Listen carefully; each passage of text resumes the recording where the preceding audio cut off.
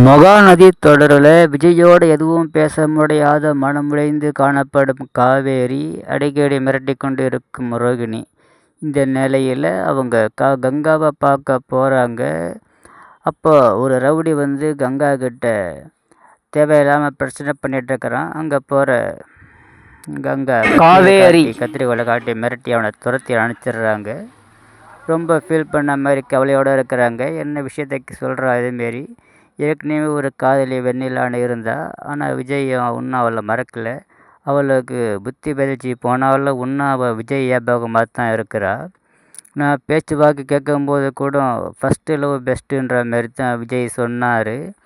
அடிக்கடி ரோகிணி வேறு என்னை மிரட்டிக்கிட்டு இருக்கிறா, விஜய்கிட்ட சொல்லலையா அப்படின்னு. இந்த விஷயத்தெல்லாம் கங்கா கிட்ட புட்டு வைக்கிறாங்க காவேரி. அதை கேட்குற கங்கா ரொம்ப ஃபீல் பண்ணுறாங்க. வாழ்க்கையில் இப்படியெல்லாம் ஒரு பிரச்சனை இருக்குதா, அதனால தான் நீ இப்படி இருக்கிறியான்னு சொல்லி ரொம்ப ஃபீல் பண்ணுறாங்க. அழுது கொண்டே இந்த விஷயத்தெல்லாம் கங்கா கிட்ட காவேரி சொல்கிறாங்க. வீட்டுக்கு வர காவேரி கிட்ட பேச்சு கொடுக்குறாரு, பேச நினைக்கிறாரு விஜய். ஆனால் அவள் சரியாகவே பேச மாட்டா, ரொம்ப ஃபீல் பண்ணுறா.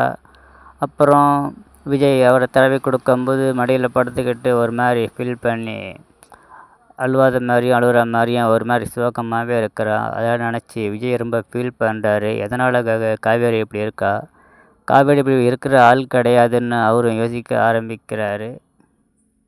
இந்த உண்மையை எப்பொழுது விஜயிடம் கங்கா சொல்வார் என்பது விறுவிறுப்பான கட்டத்தை நோக்கி மகாநதி.